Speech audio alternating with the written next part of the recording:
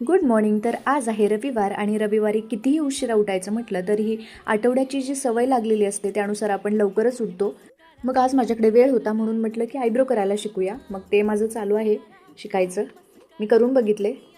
मग नाश्त्यासाठी आज मी बोटवे केले होते. काही जण याला शेवया म्हणतात. हे ए कुणी काढलंय? मी आणि हे ए मी मग आता वहीवर काढूया का?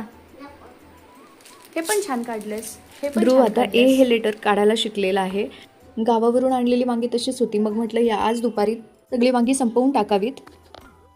ध्रुवला हे हेल्मेट थोडंसं मोठं होत असलं तरी त्याला ते खूप आवडतं. मग जेव्हा बाहेर जायचं, गाडीवर जायचं आहे किंवा सायकलवर जायचं आहे तेव्हा त्याचं हेल्मेट हे घालणं चालूच असतं. त्याला खूप जास्त आनंद भेटतो.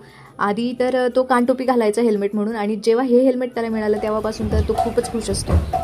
मागच्या युनिटमध्ये थोडंसं कमी फिरल्यामुळे या युनिटमध्ये ठरवलं की जेव्हा सुट्टी असेल तेव्हा नवीन नवीन ठिकाणी जायचं. मग आज ठरवलं होतं की सूर्यासेन पार्क इथे जवळच आहे, तिथे जाऊया.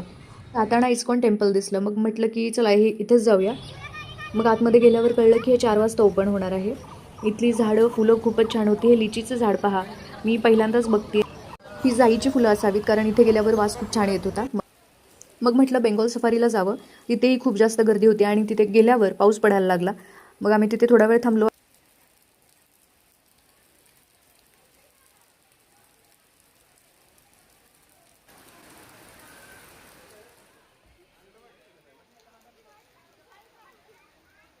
मग विचार केला आज काय फिरणं होणार नाही. मग आता थोडीशी पेटपूजा करूया.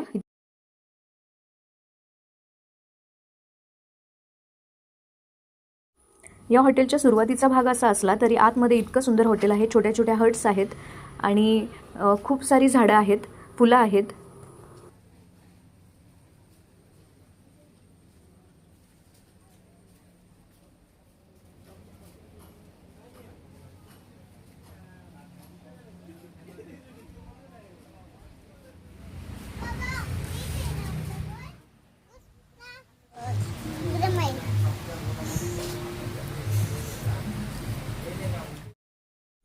आणि आज येताना हत्तीराजांचं दर्शन झालं.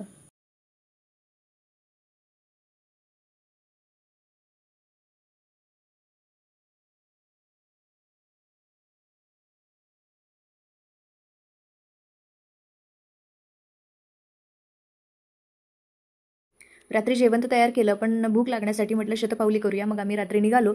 ध्रुवला देखील त्याचे फ्रेंड्स भेटले. तर कसा वाटला आजचा मिनी व्लॉग? भेटूया पुढच्या व्लॉगमध्ये. तोपर्यंत सबस्क्राईब करून ठेवा बकेट लिस्टला.